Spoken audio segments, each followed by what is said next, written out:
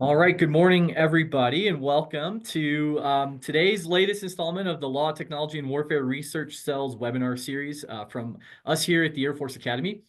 Today, I'm pleased to have with us Mr. John Myer, who will introduce us to this exciting topic of nuclear fusion and its legal and regulatory aspects. So first, I have a few announcements of some events coming up that we're sponsoring here from the LitWorks cell at USAFA. First, on January 30th, there is an online symposium hosted with the New York Bar Association on nuclear weapons and international law, nuclear risks through a legal lens. So if you're interested in that, please feel free to reach out and we can help you get registered. Second, from the February 25th through the 27th here at the Academy, we are co-hosting along with SpaceCom, a legal conference. And so registration is available online and we hope to see you there. Now, today's webinar is the first in a series of webinars on nuclear fusion. And nuclear fusion itself is a technology with significant national security implications, including, among other things, powering intelligence, data processing, and artificial intelligence applications, as well as potentially enhancing our ability to project military power to the farthest reaches of the globe and into space with the possibility of fusion-powered spacecraft. Additionally, nuclear fusion research itself draws upon numerous technologies, such as magnets and lasers that have obvious defense applications. And so I'm looking forward to beginning this discussion. And after today's presentation, we have currently two more nuclear fusion related webinars planned. On February 5th at 10 o'clock Mountain Time, 1300 Eastern, we have 10 o'clock Mountain Time, noon Eastern. We have Sachin Desai, the General Counsel at Helion Energy, is going to present his perspectives on the commercialization of nuclear fusion and geopolitical competition with China. And then on February 13th from 11 o'clock Mountain Time, 1300 Eastern, we have Grant Calhoun from Colorado State University will present on nuclear fusion and high energy lasers, forming public-private partnerships and cooperative research and development agreements. So if you have any questions about any of these events or have a proposal for a future webinar, feel free to reach out to me. I've already dropped my email in the chat. Now, before we begin today's real content, I do want to note that all speakers on the LitWork webinar series present in their personal capacities, and their comments and views do not necessarily represent the views of any governmental agency. Further, the appearance in our programming of individuals or references to companies, products, or services does not imply or constitute any governmental endorsement. With that said, I am delighted to introduce our speaker today, Mr. John Myer. He is a Michigan law graduate and has decades of experience advising on government contracts and energy matters. He currently works in energy law and government contracts as a senior counsel at Hush Blackwell, where he focuses on deep technology and innovation law, particularly fusion, AI, and quantum computing. Previously, from 2015 through 2024, he served as the General Counsel and Corporate Secretary at the U.S. Department of Energy's Fermi Lab.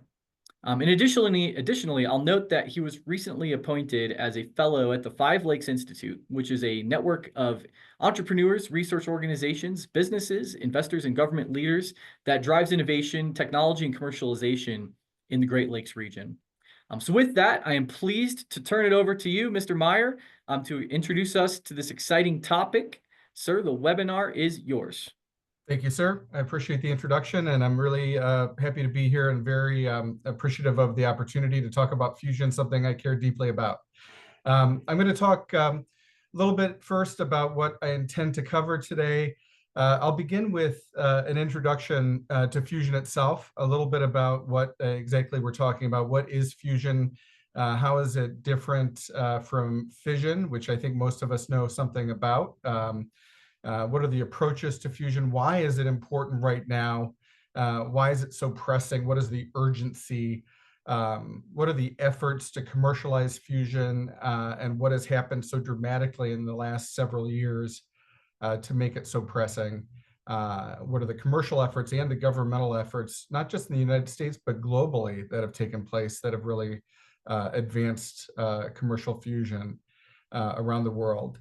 And then we'll talk a little bit about the legal and regulatory advances and some of the more pressing issues that face not just the commercial entities that are racing towards commercial fusion, but also the governments, and particularly our government. And then we'll touch on some of the national security concerns facing all of us related to fusion.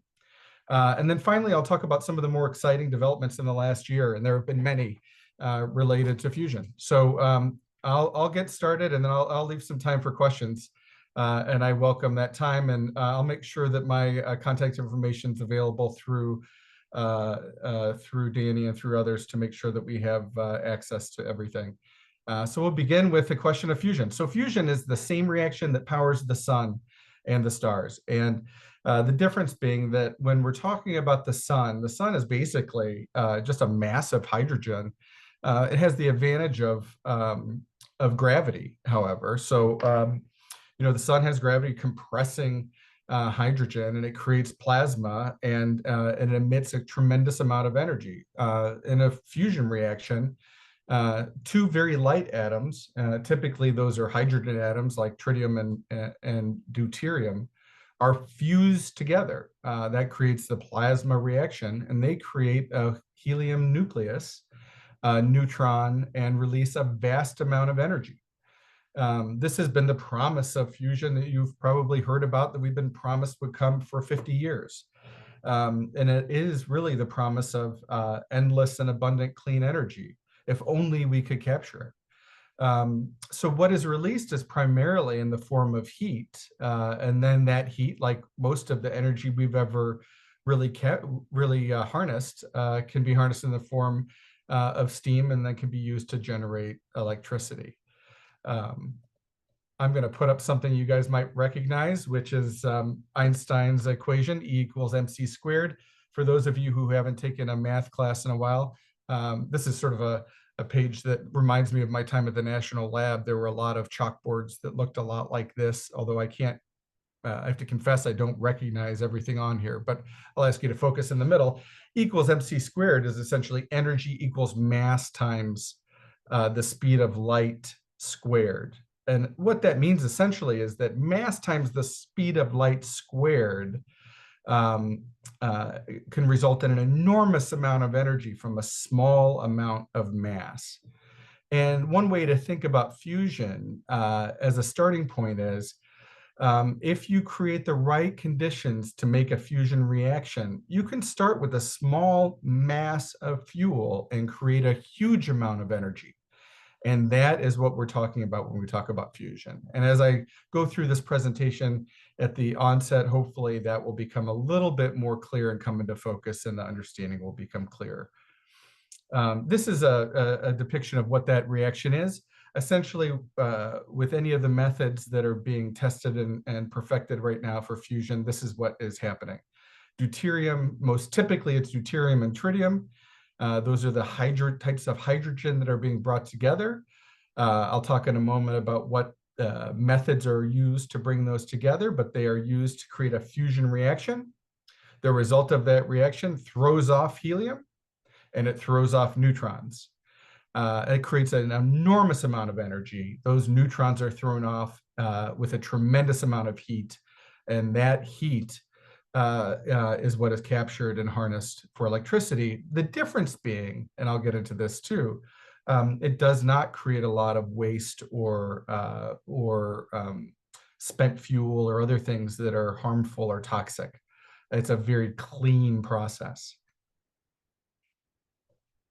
So there are two principal approaches to fusion.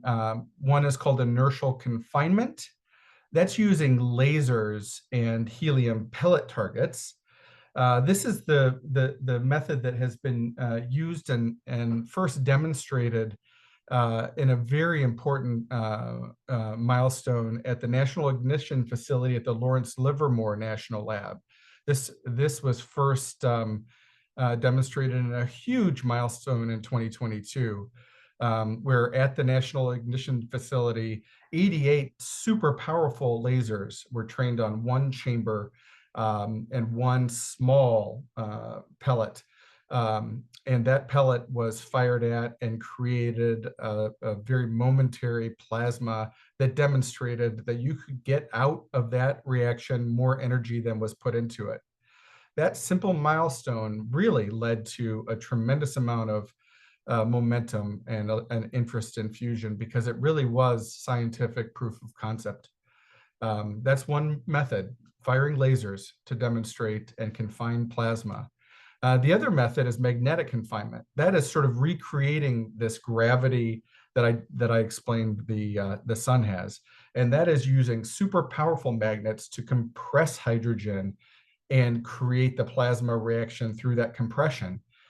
That presses hydrogen together with such force that it creates high temperatures and it creates the plasma reaction. And that actually, if you can use magnets to do that effectively and do it efficiently enough, you can sustain a fusion reaction theoretically to the point where you could have really a sustainable fusion reaction that could run a fusion machine, and this is the goal, for years with limited fuel. These are two scientific milestones, both that happened within a couple of years of each other in our recent past, that prompted significant private investment and significant government investment, both in the United States and in Europe and in Asia, and particularly in China, that really launched this path that we are on now with commercial fusion. I will open questions later about any of these methods, and I know we're going to cover some technical information now that is a little bit much, but I'm happy to answer questions later. The takeaways here are that it's very hard, but we have scientific proof of concept, and the remaining challenges now are engineering and materials challenges, mostly, not entirely, but mostly. Very difficult materials and engineering challenges, but it's a significant thing that we've overcome the most daunting scientific challenges. So this is a schematic that shows the two types of confinement methods. On the left, you see the chamber with lasers going in and firing at the target. This is not exactly what the Lawrence Livermore chamber looks like. I've been there. It's actually not dissimilar, but it looks somewhat like it. On the right, you see what's called a spherical tokamak or a tokamak machine. There are two types of tokamaks, actually more than two types, but this is just one example of a tokamak. That's essentially either round or spherical, or there are also other kinds that have odd shapes, but essentially it's creating a vessel through which plasma may flow, confined by magnets, and as you can see here, that plasma is meant to be contained within that magnets. The magnets are on the outside of what you see there as pink or purple plasma. I'll keep moving on here. So why fusion? Well, there's a lot to be said for it. Obviously we have some need for sustainable and powerful answers to our energy needs, but more than that, we do need limitless energy. That would be great. We need clean energy with minimal waste. Nuclear fission has been the promise of that, but it does have some limitations, including the fact that we have had some negative experiences, whether it's in Fukushima or in our own experiences with 3 Mile Island or in Ukraine. Obviously, they've had their own experiences with nuclear that are daunting and with reactions that get out of control. But fusion offers the promise to not have that. And I'll explain in a moment some of the distinctions between fusion and fission that make it a safer alternative if we can, in fact, achieve the promise of fusion. Fusion does not have the same issues with fuel as fission or as other both clean and unclean energy sources. In this case, hydrogen is the source. We need much less fuel. As you see here, 1 kilogram of fusion fuel, which is abundantly available, seawater basically, is equal to about 10 million kilograms of carbon fuel. And then it does promise reliable and continuous power to the grid, which is very different from renewables, where, if you have a day without wind or a day without sun, it can really disrupt, or if you have a down day with battery storage, it can be really problematic. So as you hear about, and I'll talk in a moment about some of the driving needs with data centers, as you hear about some of the needs of data centers that are going online, you're going to hear more pressing needs for a continuous power to the grid solution. Fusion is providing one of those solutions. And that's why there's more demand for fusion. And here we are. Why now? Well, I mentioned a couple of the breakthroughs, the scientific breakthroughs. That's driving some of the why now. The significant increase in public and private investment is sort of driving this. Danny mentioned the significant increase in public and energy security and national security interests. I'll talk later in this presentation about China's drive for fusion. Obviously, there's a national security component to this, and we, meaning the United States and other sovereigns, have a distinct and important need to have an advantage, and not just an advantage, but have our own place in this industry, and it's very important. There have been breakthroughs in regulatory and policy alignment. I'll talk later about Part 30 for fusion under the Nuclear Regulatory Commission, and why that has really opened the path for fusion, and how that distinction from fission has really been instrumental in driving this forward. The government, our government and the Department of Energy, have started to organize under principles similar to the Manhattan Project, with a public-private partnership focus and a regional focus, and you'll hear about this in a couple of weeks from Grant Calhoun, that has really driven things forward in an important way. I see this firsthand. Danny mentioned that I work in deep tech. AI and machine learning have accelerated our resolution of engineering and material challenges. So I was talking to someone recently, and they asked, well, how far out is fusion? And I'll talk about this later in my presentation. And I realized that the answer to that question has changed just in the last 6 months. We are shaving time, much like with a lot of different innovation technologies, by the week and by the month, as machine learning and AI continues to evolve.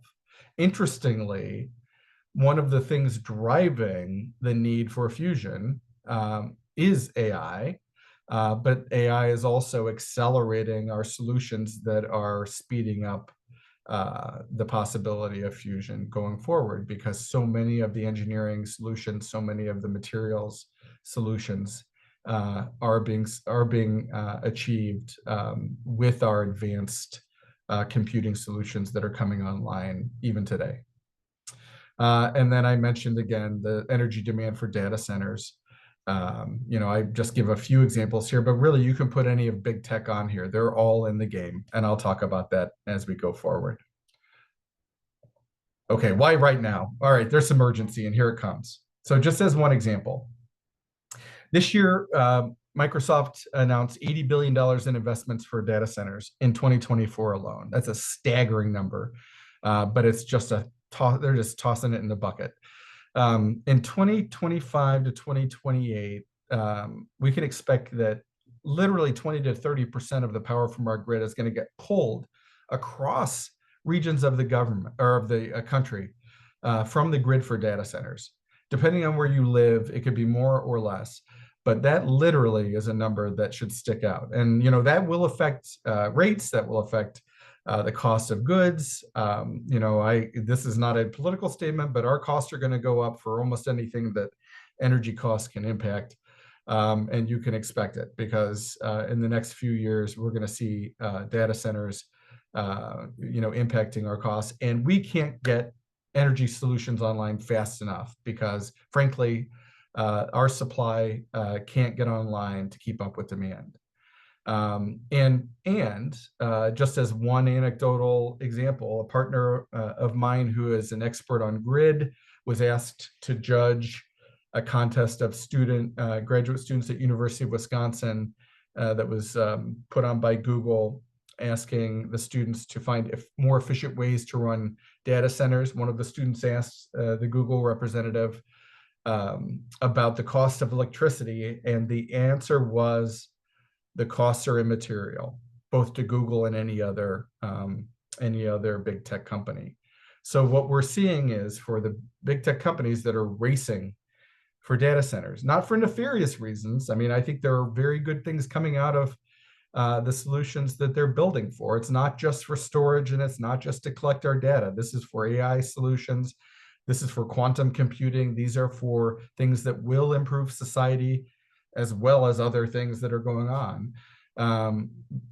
Cost is immaterial to these companies right now. They're going to keep building, and they're going to pay their rates. And so there is a great demand right now for fusion and for other energy solutions to come online. And one point I would make here is that fusion is not the only answer, but it's what we're here to talk about today.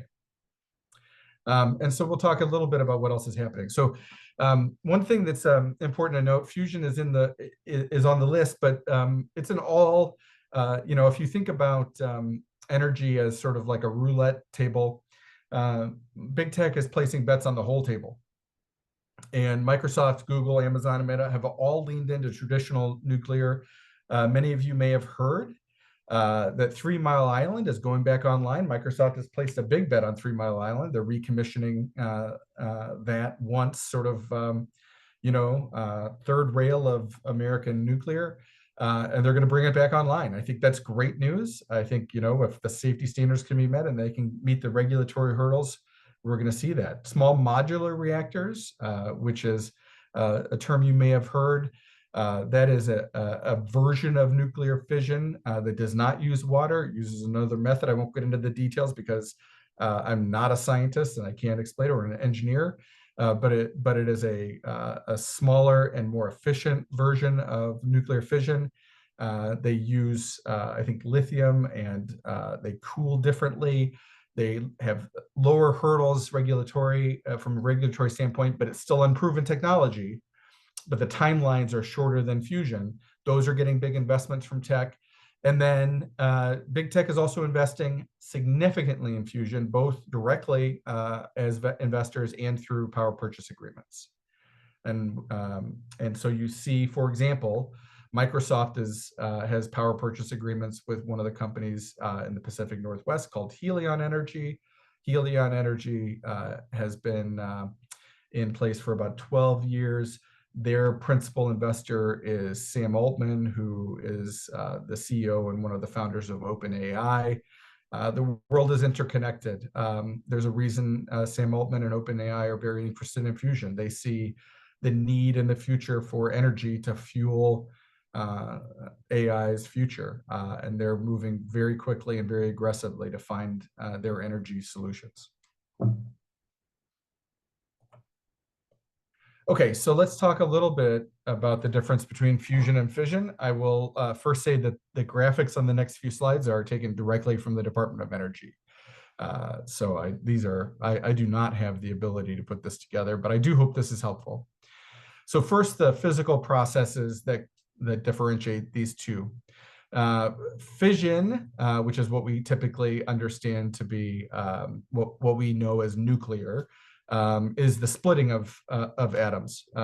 It splits larger atoms into two or more smaller ones. Whereas fusion is actually, as it sounds, fusing two or more lighter atoms, typically helium or hydrogen, as I said before, into a larger one. Oops. The fuel types, again, uranium and plutonium, highly radioactive, versus hydrogen, abundant almost anywhere, and not radioactive. The byproducts, again, spent nuclear fuel, lots of messes for us to deal with. We have an entire part of the Department of Energy, many parts actually, that deal with this, and a whole industry that is built around managing, hopefully eventually recycling again, spent nuclear fuel. On the flip side, helium is the byproduct of fusion and potentially can be part of the fuel cycle, because helium can be cycled into tritium, which is one of the fuel components of fusion. So you can actually see fuel cycle with fusion so that it actually recreates its own fuel. Finally, another difference is its use. This is still under development, but obviously fission and fusion, it's all been experimental to date with fusion. Fission's been in place for decades and decades. The goal being within literally the next 10 years, we'll have fusion online to the grid. And I'll talk a little bit about those timelines. And then finally, the energy.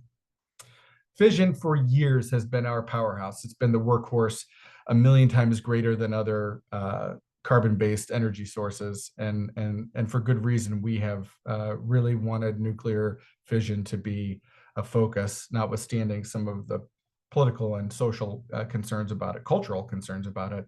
Fusion, on the other hand, carries a much bigger punch if we can only get there, 3 to 4 times greater than fission. It really does carry the promise of so much more. Okay, so let's talk a little bit about this industry that is really nascent still. First of all, the oldest fusion company currently of really any substance in the world has only been around since 1992. The youngest is currently probably just being hatched right now. You can see here where they all are. The US is dominant in this area, which is good news, I think, if you're in the United States. Europe has a strong presence. And while China only has 3 companies, you'll see in a couple of slides that they, from an investment standpoint, are a significant player in this industry. This is important, I think, both from the perspective of where the business is taking place, but obviously from a geopolitical and national security perspective. This map is something to pay attention to, and I know both from our military and our political leaders are watching this carefully. Okay, here's the private capital and the bets being placed. I mentioned that once the breakthrough started taking place, you can see this bump happening.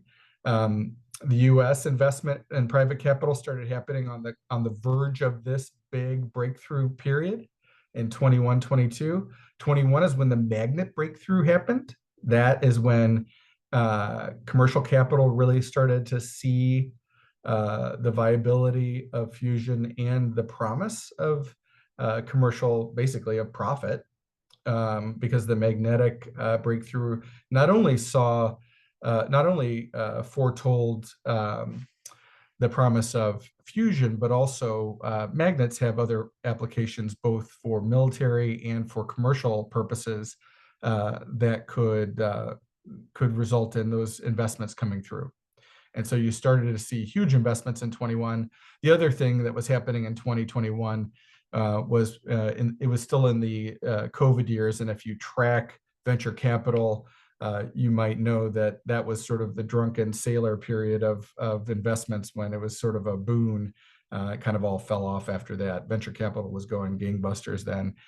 So everybody was getting money, but that's another story for another presentation. In any event, an important thing here, you'll notice I put quotation marks around private. That's me acknowledging that the PRC and Chinese corporations are never quite private. It did come out of the national lab environment. And for those of you, and I think many of you understand that Chinese companies, Chinese national companies are not private companies per se, not at least as we understand them to be in the United States. And so when China has invested so heavily in fusion companies, we can understand that to mean that the Chinese, that the People's Republic of China is heavily invested in fusion in China. But you can see that this is the trend line here is aggressive investment from private capital. And that tracks, the numbers aren't here, but that tracks with government investment, which lags in a dollar value, but follows a similar trend line. Okay, I mentioned earlier that public-private partnerships, kind of tracking the model of the Manhattan Project, is at the center of this. Here are some important numbers. This is US focused.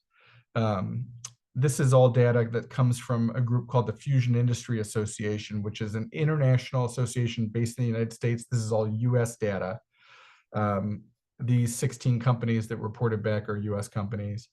And the notable public-private partnerships are all in the US. Essentially, what this is demonstrating is that it's a huge component of driving fusion forward is public-private partnerships.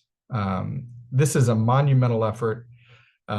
Scientific and engineering challenges of this magnitude can't happen from just the government alone, and they cannot happen from just commercial, innovation alone. One of the things that I think was the most fulfilling and informative about working in the National Laboratory Complex was you really gained an appreciation for the evolution of the national laboratories and their origin in the Manhattan Project, and what the story and the narrative of that, which of course was told recently in Oppenheimer, but the story that had been told for years and that really is at the heart of the national labs is that, born of necessity, the government and first the Army Corps of Engineers, and then later the Atomic Energy Commission and the Department of Energy after that saw the need to partner with private industry and universities. The government had the ability to take on the risk of this venture to be first with a nuclear weapon and beat Germany essentially to with that effort. But it didn't have the speed, it didn't have the innovation, the ability to move as quickly as industry and universities, and it didn't have the personnel, and it couldn't bring in, frankly, the innovators. But those companies and those universities would not take the risk of developing and doing the research without the government support. And it didn't have the infrastructure or, frankly, the resources to do that. For different reasons, fusion is very similar. And so while these numbers are not staggeringly huge, the fact of this public-private partnership model is very, very important. And so what you see here are just some basic numbers representing that this kind of collaboration is in place and continuing to develop.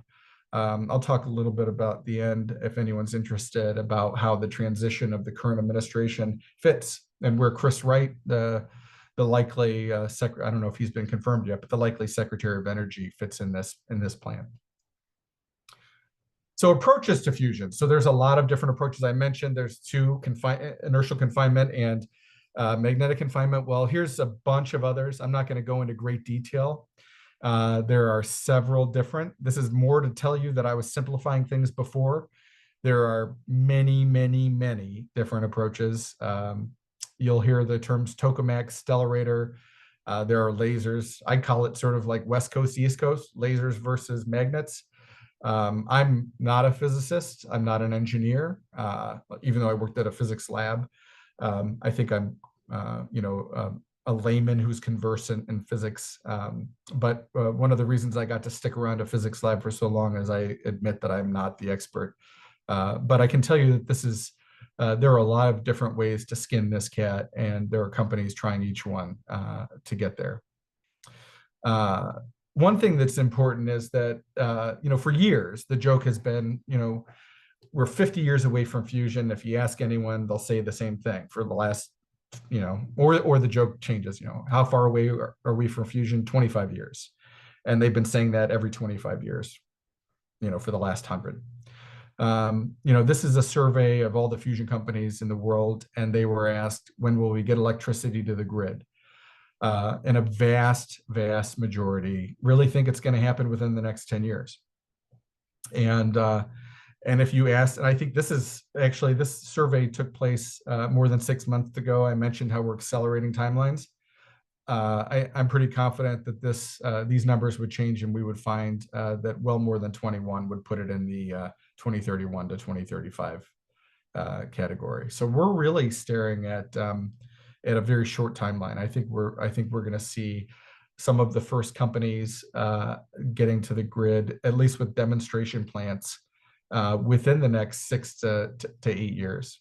And I think when those breakthroughs happen, you're going to see rapid movement towards moving out of demonstration phase to deployment. And that's going to be an exciting time for everyone around the world, really. Sorry. Okay. And when will the first fusion plant demonstrate a cost? This is a really important question. A cost low enough and with high enough efficiency to be considered commercially viable. So what this means essentially is, when will the electrical costs be low enough that they're going to build the plants? Because if the reason right now, I guess this is kind of the example I give. The reason right now we don't build nuclear plants anymore, there's only been one built in the last 20 years, and that's in Georgia, is the regulatory costs are too high. The per kilowatt hour of electricity is just staggeringly high. So the goal of all of this is get to an efficiency low enough cost per kilowatt hour so that it makes sense to build these plants. That's made up of a lot of different things. Can we get the costs of building this low enough? Are the regulatory costs going to be low enough? Will the supply chain be there to meet the demand?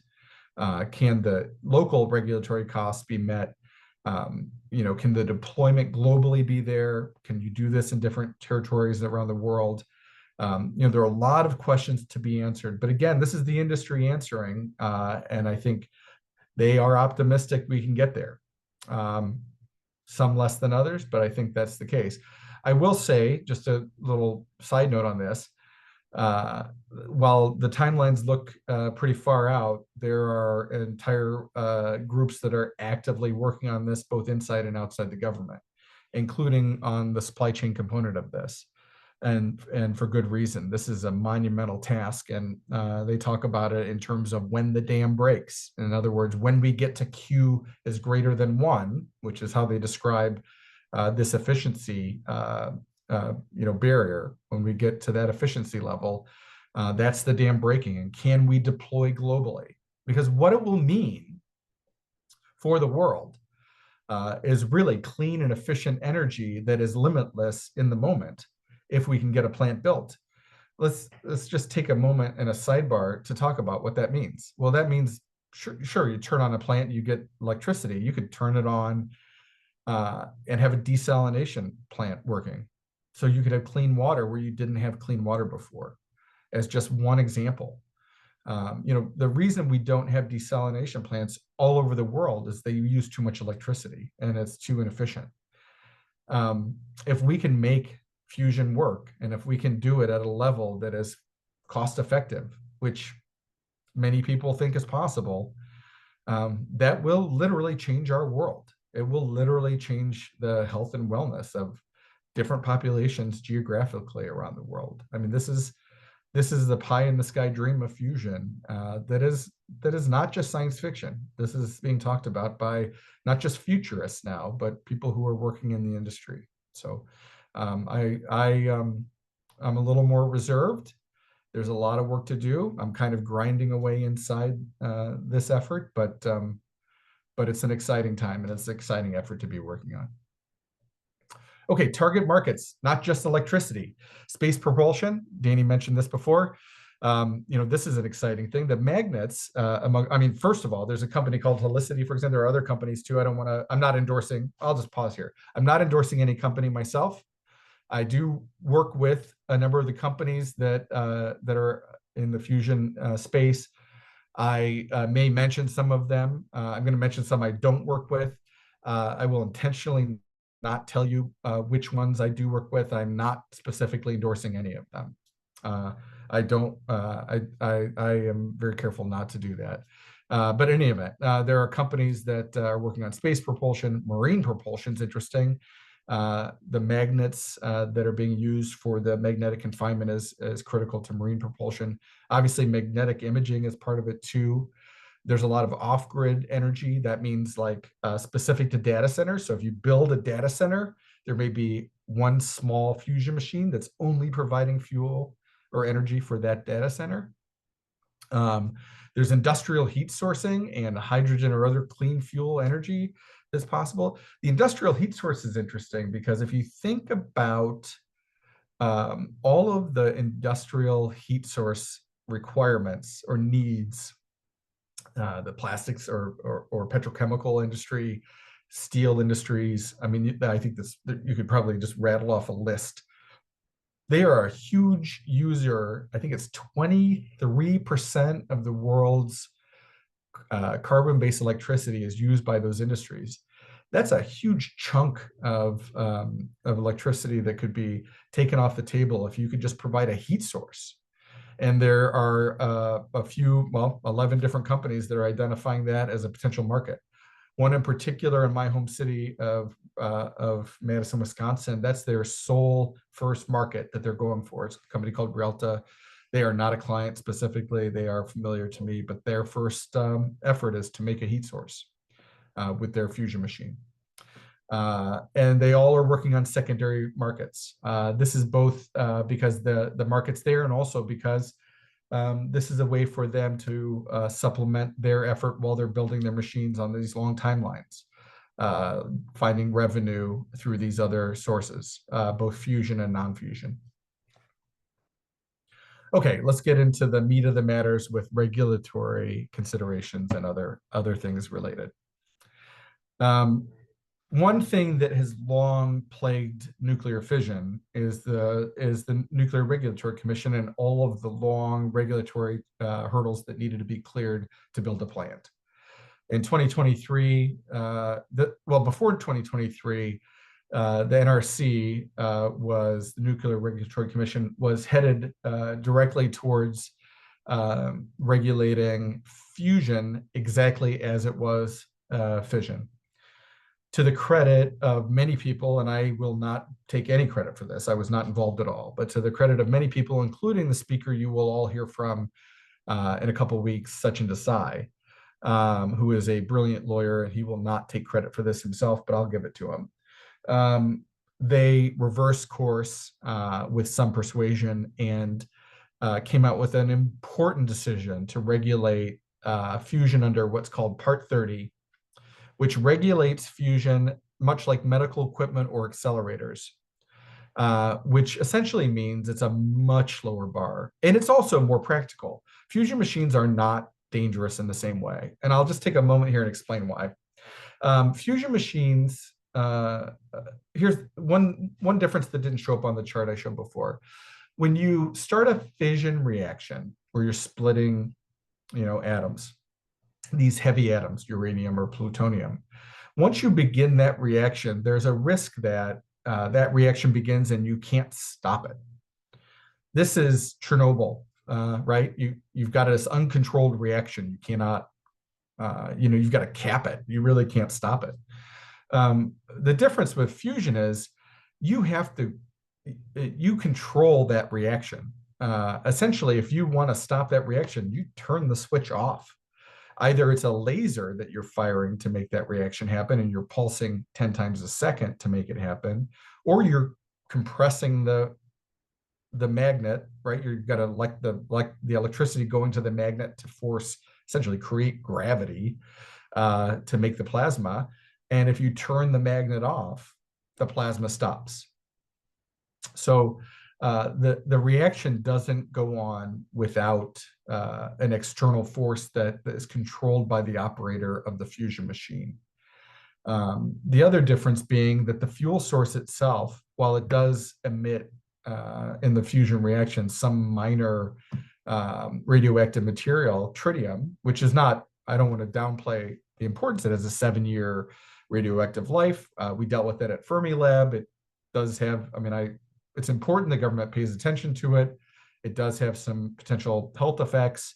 It's a much different beast than dealing with uranium and plutonium. So the reclassification was a huge thing. Now, there are some state and local regulations that still vary, and they do create hurdles. Every one of the fusion companies that is working towards commercialization will have to deal with those. And that will be important, and this is one of the important regulatory considerations that will happen going forward. There are other licensing and safety requirements. The NRC is still working through and developing those fusion safety standards. States are as well. There is always working through these regulatory standards, the potential for delay. Hopefully, as in the next several years, as pilot plants come online, there's the possibility of moving these along on a timeline that will not hang up the deployment when it's time. Um, the barriers to market entry and commercialization, very similar to getting other forms of energy on the grid. The Federal Energy Regulatory Commission and the state and regional counterparts are obviously central to this. If anyone's ever done any grid work, it's a very significant and overall pretty cohesive, well-organized group that I think there's a bar that works well together. But it's not a small lift. Having said that, I don't think this is the biggest barrier. There will always be export controls that go along with the international collaboration that's happening here. ITAR and EAR, is going to limit collaboration with certain foreign partners. That's going to rub these companies wrong. I've already encountered talking to and collaborating with fusion companies. I think a disconnect between their expectations for what they'll be able to do with foreign companies and what I think the government will expect of them working with foreign companies. I think I have, from my time at the laboratory and in the National Lab Complex, an expectation for how our government will come to this issue, what they will expect in terms of limiting engagement with certain foreign powers, countries of risk, for certain foreign actors. I think that's going to come to a head, and that'll be an issue where there will be certain legal considerations, policy considerations that will have to be addressed. And then finally, investment and public funding challenges. This is really getting, there's some nuts and bolts issues that come with this, getting access to and getting through all the grants. But then obviously, we all know there's an effort to sort of unwind some of this and rewind some of it. It's unclear how all of that's going to shake out, with what's going to be left at the end of the day in the transition. I think that's going to shake out, and we'll see how that goes. I do know, and this is maybe a point where I'll share just a couple words about what the transition might mean for fusion. I think that there are plenty of areas in energy that will be impacted by the transition, as always. My experience at Fermilab in the last administration was that there was a lot of trepidation about what would happen during the transition, just because the unknown. There was a lot of misplaced concern, depending on what lab you were doing, what research was being done. Fermilab was building billions of dollars worth of experiments, and we were in a building and growth mode, and that was well received and well supported during the transition. And our budget went up, and our research money went up, and continued to. The National Renewable Energy Lab saw its budget hit a little bit at that time. Others went up, others went down. This is the nature of our government and politics, and I don't worry myself too much with it. I would say that for fusion is widely supported by both parties. It is seen as not threatening the projects of either party. Rather, it is, I think, seen as a critical long-term effort that benefits all of us. I have heard that directly from both parties, from both elected officials and policymakers in both parties, and appropriators in both parties. And if you have the chance to see any of the Senate hearings on fusion, which are all available, you will see a bipartisan support for fusion that is really encouraging for the future of fusion. Chris Wright studied at MIT before he went on to start his businesses. He has an energy company that's large in natural gas, which, by the way, is not a competitor. It's all hands for energy right now.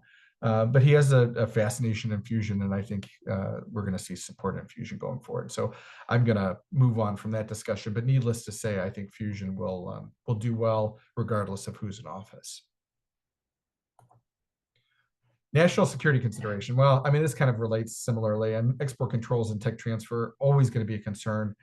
Protecting our technology, as fusion gets closer to a reality, as things happen, like, for example, fuel sources coming more from the NNSA, and I'll talk if anyone's interested about what I mean by that. There's a tritium source that is currently a concern. How are we going to get tritium? And our national labs on the national nuclear security side already create that fuel source for our nuclear arsenal. They're thinking about teaming with the commercial side to share that for the commercial fusion industry. Well, if that happens, those commercial fusion companies will have to familiarize themselves with a whole other part of the U.S. government. But in any event, as the industry matures, their facilities, their clearances, their sophistication from that perspective will certainly have to evolve. Tech transfer from the laboratories, the personnel and the clearances required of those personnel will all be in play. The transfer of technology will be absolutely monitored differently. Right now, it's kind of the Wild West. The collaborations are a little bit more open. Things that the laboratories are obviously still under the government's purview, but many of the companies are still operating more freely. But I expect that to change over time. As the plants get built, like all energy things that are on the grid, this will be part of the critical infrastructure and cybersecurity framework. And so that will obviously fall in that same category. I mentioned before about the applications, the military and strategic applications, lasers and magnets in particular, will put this right in the crosshairs of that environment. And so you're going to see a lot of national security considerations there.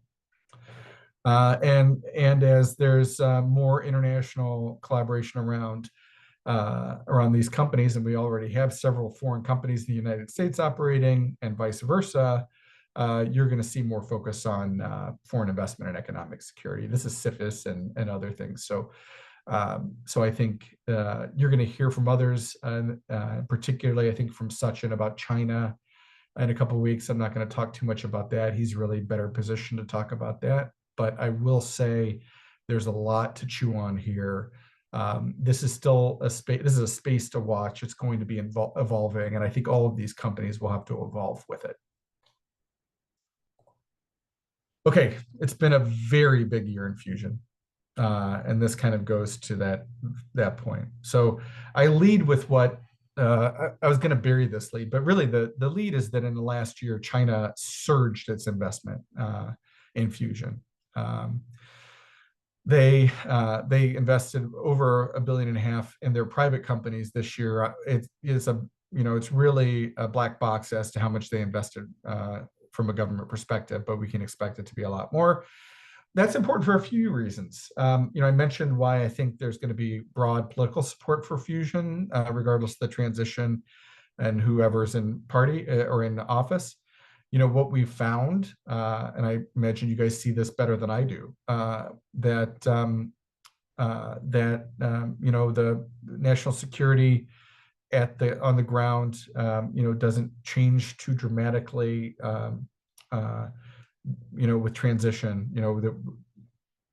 Well, I'm just going to stop. I'm talking out of turn. I'll stop there. I expect that China's investment in fusion will only bolster our focus on fusion as a government. That's probably the clearer way I can put it.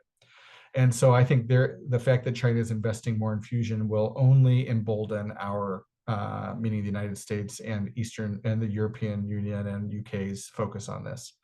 And for everything I hear from inside our government is that that's the case. One thing that reflects that is the U.S. Department of Energy selected 8 companies earlier this year for its fusion pilot plant designs. That was a long negotiation of over a year. The money doesn't look very impressive, but that's expected that's just for the design, the $46 million. Once that design's over, it's expected there will be significantly more money coming down the pipeline for the building of those pilot plants. To that end, Commonwealth Fusion, which is one of the largest is the largest fusion company in the world, They have over, I think, 2.5 billion in private investment, and their valuation is over $5 billion. They just announced that they're going to build their first grid scale fusion reactor outside of Richmond, Virginia, in Chesterfield County. The facility is going to be 400 megawatts, which is enough to power $150,000 home or 150,000 homes. And they expect it to begin going to the grid in the early 2030s. There's a lot of work to do there, but that was an exciting announcement that just happened in the last couple of months. That's a huge announcement. They're the first of what will be hopefully 8 announcements this year about siting those power plants. I mentioned some of the legal and regulatory challenges to get there. That's a good sign that Commonwealth has worked with the state and local governments to get that moving. And that's planting a flag and moving forward. And they did that with the local utility, not providing funds, but providing partnership. Pacific Fusion is a new fusion company. They were in stealth mode. They just made a big splash this year, giving you a sense of bets being placed. Almost $1 billion in the largest Series A investment commitment to date. That's a staggering number. It's really kind of hard to fathom that. It's a commitment, not all lump sum. And essentially what the investors did, and the investors include people like the founder of LinkedIn, Reid Hoffman, and Eric Schmidt, who's the former Google CEO, a lot of famous names on the list. But in any event, they did it in a milestone approach where the money is going to be rolled out as the company demonstrates that they're doing certain things for the investor purposes. But it is a commitment. But that raised the total private investment in fusion to date of more than $8 billion. Essentially, they kicked in 1 billion of 8 total to date in 1 year. So that's a huge move. And one little side note about Pacific Fusion in terms of making a splash, they brought in to be their CEO Eric Lander. You might recognize that name. Eric Lander was the leader of the Human Genome Project. We'll see. He's a biogeneticist, so I'm not quite sure how he fits, but he's apparently a great leader and at the front of this company. They also have many great physicists involved. So we'll keep an eye on Pacific Fusion this year. Another big development, G7 met and their climate, energy, and environment ministers met and established a working group to promote international collaborations. This is more evidence that this is a global focus, particularly among our allies. And then finally, I'm noting here something that's really, truly unique. The UK and US government had already established a strategic partnership. I had the good fortune to work on other strategic partnerships in the past with the UK and with CERN while I was at Fermilab, but never one like this that was a public-private partnership. There aren't many like this at all, but this is the first of a kind in the science environment where you've got Tokamak Energy, which is a private company at the center of it. This is a UK company with a US presence.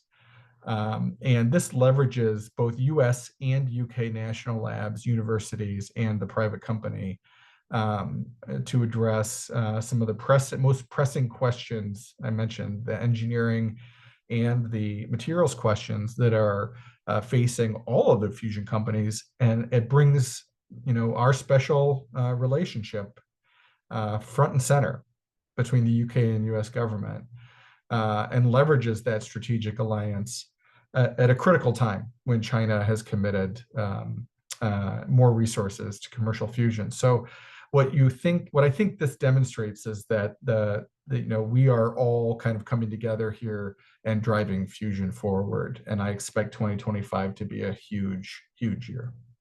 So with that, I will pause and open. I think I'm just about in an hour, which I'm shocked to say I'm on schedule. So I'll pause there and open it up to questions. Well, thanks so much. That was I would call this this is a great in-depth overview, right? So it was just a great survey of everything. And yeah, we do have, since it sounds like you still have a little bit of time, or is there anybody in the audience that has a couple of questions, or otherwise I have some. If you have one, you could just raise your hand or type it into the chat. But while people are thinking, I did have a question. You mentioned a couple times, and I had seen it earlier. Actually, just recently, I was reading an article about the DOE milestones program. Yeah. What exactly is that? So has DOE established particular engineering or scientific milestones that then correspond to receiving certain amounts of grant dollars? Yeah, so they've tailored it to each company. So they established a milestone program, and there are 8 awardees of the in the first tranche of that milestone program, and the awardees essentially in the first instance are required to put together a pilot plant design. Once that design is complete, that's the first milestone. Once that milestone is complete, there's a partnership component. So they go out and partner. Supply chain component. There are um, um, workforce development components. There are STEM components, right? There's also then the construction of the siting and construction of the pilot plant, and demonstration, right? Demonstration that you can get it on and on the grid. And at each of these phases, you re-up. And because each of the fusion companies has a different technology, each of these milestones is framed differently. Okay, that makes sense. And And and importantly, really, if I could really quickly, the model for this is it's other transactional authority, which I think probably folks in the Air Force are more familiar with than anyone in DOE. This is the first time an OTA was used at the Department of Energy, which is why it took a year to negotiate. And no offense to my colleagues at DOE, but this was their first attempt. And the model used was intended to be similar to the COTS program at NASA. Which gives obviously more flexibility working with private industry in terms of intellectual property and other terms. I think that was quite a challenge for the Department of Energy, which had not worked in that environment, but it did provide a framework that I think was the right one. I did not negotiate those agreements. I was advising in the background one of the companies that was working through more because I was familiar with some of the folks on the DOE side who were negotiating those agreements from my past life.